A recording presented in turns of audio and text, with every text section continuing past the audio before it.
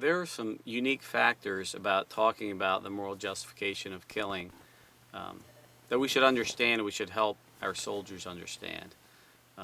First, killing is the ultimate moral taboo. It is the perhaps ultimate moral wrong. If you kill someone wrongly, it does no good to go and apologize to them. Their life is over. Murderers get the biggest sentences. And so it's the biggest moral taboo, yet it's also one in which case, in the case of war and soldiers, they're doing it on behalf of the state. So they have to put a lot of trust in the organization. So it's a high taboo, but it's one which they're not necessarily given the chance to think through beforehand. So we need to help them think through it. One of the big things about killing is that for our soldiers, the first time they kill in war, it's probably the first time they've ever killed. When you think about most of our, the level of moral maturity and understanding of the typical 18 to 25-year-old, they've grown and matured as a result of little decisions along the way. All right, so their thoughts about stealing have probably been influenced by the experiences they had in grade school and middle school and high school with people stealing from them. And perhaps they stole themselves and they experienced guilt or they got punished. Even like sexual morality, I think a lot of us, look back and you say, gosh, I've really matured in how I understand it from where I was when I made some earlier mistakes. But killing isn't like that. When you're a 19-year-old soldier who's out there, on a patrol, logistics patrol or whatever it is, and they get ambushed and he opens up fire with a 50 cal or with a 240 and just kills someone, that's going to be the first time he kills someone, right? Because if you kill people in high school or before you come in the military, we don't let you in the military, right? In most cases, it would be murder if you've killed someone. And so it's this intense experience, one they don't feel a total sense of control over because the orders are coming from higher and it's in the context of this war. And it's one that they've never experienced before. It's like going from 0 to 100 miles an hour in an instant. They haven't had little experiences of killing people, right? It's interesting that the group that struggles least with the morality of killing, and psychologically at least, are those who hunt. At least they've killed something before and been responsible for that.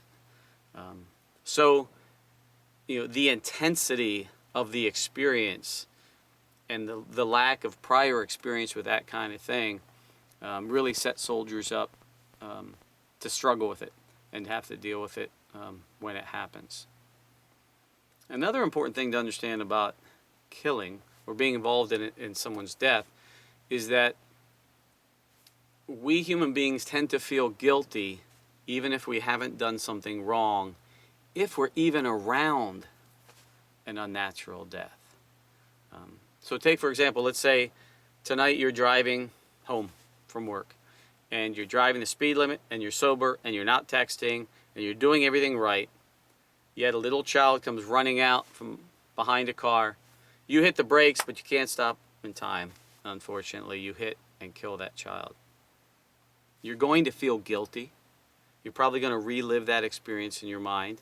And people are going to be very encouraging you to go get counseling or therapy to try to work through that awful experience. But when you think about it, you didn't do anything wrong. You merely had the hand in the tragic death of another person.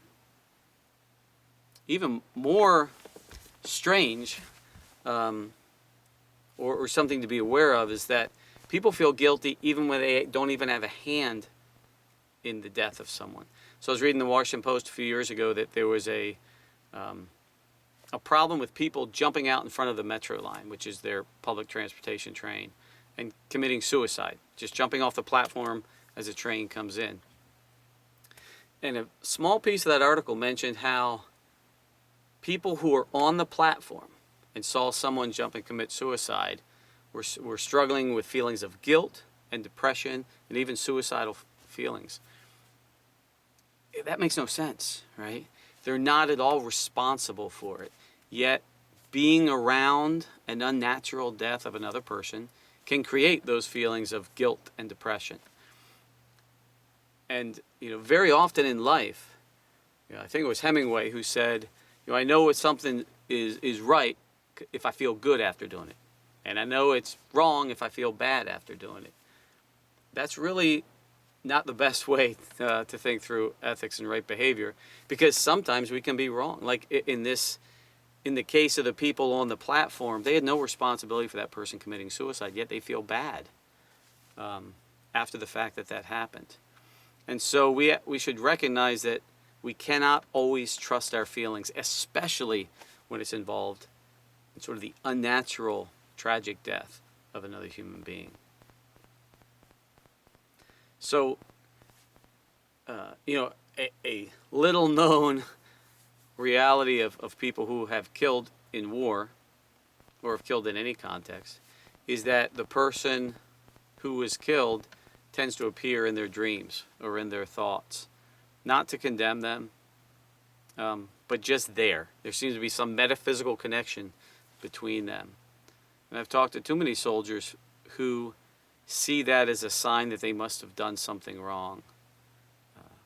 When I say no, it just means that somehow you're connected to that person. It's normal. It's healthy. It happens when we know that the person who did the killing was fully justified. And don't take that as you somehow being punished or as a cause for you to feel guilty.